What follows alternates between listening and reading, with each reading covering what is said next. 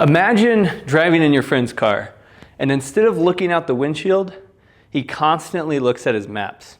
That's you when you use AMO to your bowstring length. We're gonna talk about what is AMO, why you shouldn't use it, how to use it if you have to, and the better way to measure your bowstring length.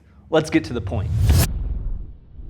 The goal for getting the correct bowstring length is brace height. When you disconnect brace height from bowstring length, things start to get confusing. As long as you remember a longer string gives you a lower brace height and a shorter string gives you a higher brace height, you have the key to getting the perfect bowstring length. AMO stands for Archery Manufacturers Organization, which changed their name to Archery Trade Association, aka ATA. So when you hear someone talking about AMO, they're not talking about the association itself, but the association. Thank you. Association itself, but the standard the association has put in place. So when you hear someone saying my bow's AMO, they're talking about a standard. They're submitting to a standard that's in place by an archery association. Which is a great idea, right? Let's put a standard in place that everyone understands. It actually is a great idea. However, it can become an issue when it becomes unclear how to use AMO. So why should you not use AMO to measure string length? Let me give you an example.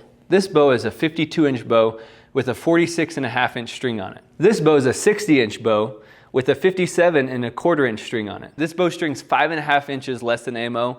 This one's about 2 3/4 less than AMO, and they're both recurves. So even if you follow the AMO and measure correctly and use the rule of thumb, you may end up with a string that's too short or too long for your bow, because depending on the manufacturer, depending on the style of bow, there might be a different suggestion. So that's why the key to all of this is brace height. Brace height is the distance from the deepest part of the handle to the string. You can measure it with a bow square or a tape measure, just like this. Most bows will have a brace height between 7 and 9 inches.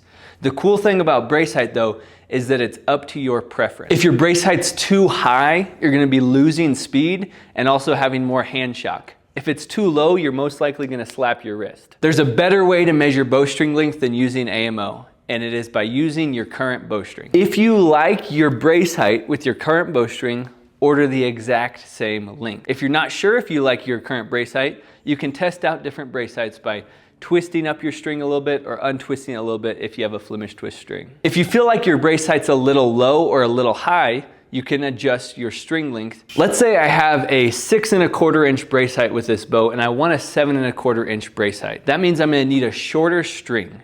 With a recurve, every inch you change on the length of the string is gonna change the brace height by about 3/4 an inch. With a long bow, every inch you change of string length is gonna change the brace height by about 1 1/4 inches. So if I like that brace height, what do I do?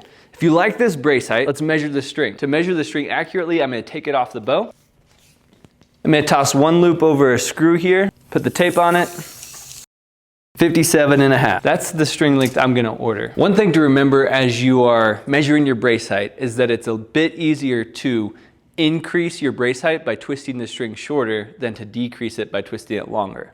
With our strings, we make it to where you can adjust 1/2 inch in either direction, but you can always add more twists into a string. You can't always take more twists out. Let's say you don't have a bowstring, then what do?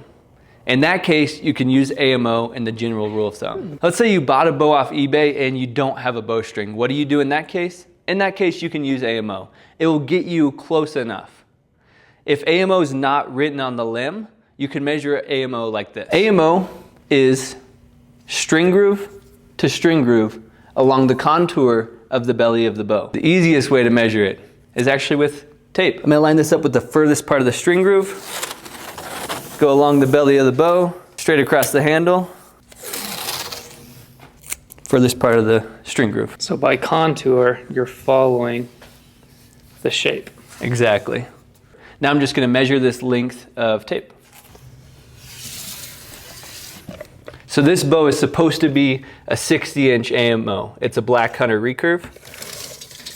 Looks like it's actually 60 3/4. That's another reason why you shouldn't use AMO. So if I didn't have a bowstring and I don't have my AMO, I measured that, I've got 60 3/4. Now it's a recurve, so I'm gonna subtract 4 inches. That gives me 56 3/4. That's pretty close to what I'm going for with what I like with the brace height on this bow, which would be 57 1/4 inch string. So I'd be able to order 56 3/4, untwist it maybe about 1/2 inch, and then I'd get the brace height I wanted. So remember, always connect bowstring length to brace height. Brace height is largely up to your preference. Once you get your brace height good, get that same bowstring length. If you don't like your brace height or you don't have a bowstring, you can use AMO and it'll get you close enough to work great. If you're not sure what a good brace height is, shoot your bow or check with the manufacturer. If you like how the bow's shooting, go with that. The manufacturer often has a recommended brace height range. If you've always used AMO to measure bowstring length and it's worked for you, keep doing it. Where you're gonna get into trouble is with really short bows, really long bows, different designs of handles, different recommended brace heights. Yeah, Cass has nothing against AMO. He's just made over 10,000 bowstrings for customers and found that actual bowstring length has less room for air than using AMO. Yeah. Remember, look at the road when you drive and stay shatterproof. See you guys on the next video.